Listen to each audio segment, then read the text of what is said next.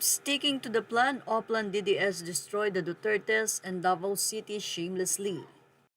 Everyone in Davao City and region know it. Everyone is already expecting the worst. Now, DC Media, please secure a footage of his confession bago pa ipatumbayan ng mga may utos sa kanila sa loob. Bali-balita nga ngayon ang nasabing gulo na nangyayari sa Davao at matapos nga kumanta ang nasabing suspect dahil ito ay nahuli.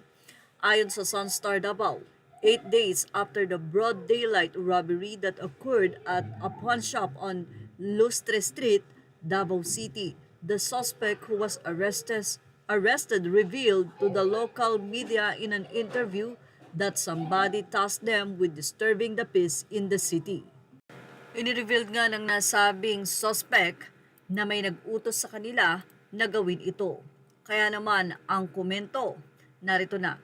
Ang nasabing post na ito ay nakatag din at nakapost o shinare ni E.B. Jugalbot, isa sa mga commentator or content creator na nagpapahayag ng kanyang saloobin sa nangyayari ngayon sa loob ng bansa. Mula sa mga netizens, sinabi nilang planted, orchestrated chaos. Sorry na lang sila at binuking ng inutusan nila.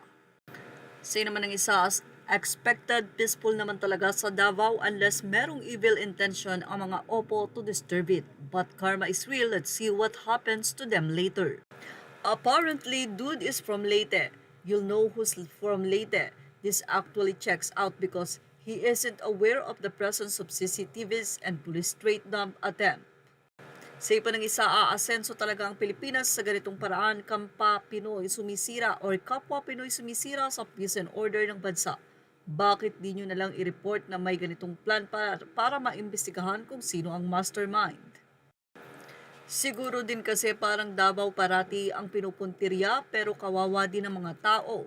Huwag pong ganun na umabot ng ganyan para lang siraan ang Davao at mga Duterte. Up to now, di pa nga ina-approve daw ni BBM yung holiday for araw ng Davao first week of February pa. Nahatid sa opisina niya pero up to now, no response. Samantalang yung ibang cities approve agad na may personal ang presidente. Kapag ganyan ang gawin ng pulis, wala na talaga kaming tiwala sa kanila. Akalain mo ilang minuto yung holdapan, wala pang pulis na koresponde. At sa street na yan, maraming nakabantay. But sa araw na yan, wala kahit isa. Diba scripted lang ang tawag dyan? Dapat alisin na yan ang hepe ng pulis dyan, nakakasira lang ng imahe ng Davao City. Meron talagang outpost na pulis sa lugar dyan. Bakit walang nakarespond? Nakaplano na Iba na kasi ang naka-assign ng mga official kaya ganyan. Hindi na kasi diehard sa Duterte leadership ang mga pulis dyan. Kasi di ba pinalitan ng Malacanang ang mga naka-assign pulihan o mga pulis Manila ng mga mat and pod sa Pinya. Ano nga kaya ang katotohanan? Yan ang ating Showbiz Now update. Images are all credit to the rightful owners. Thank you for watching Showbiz Now.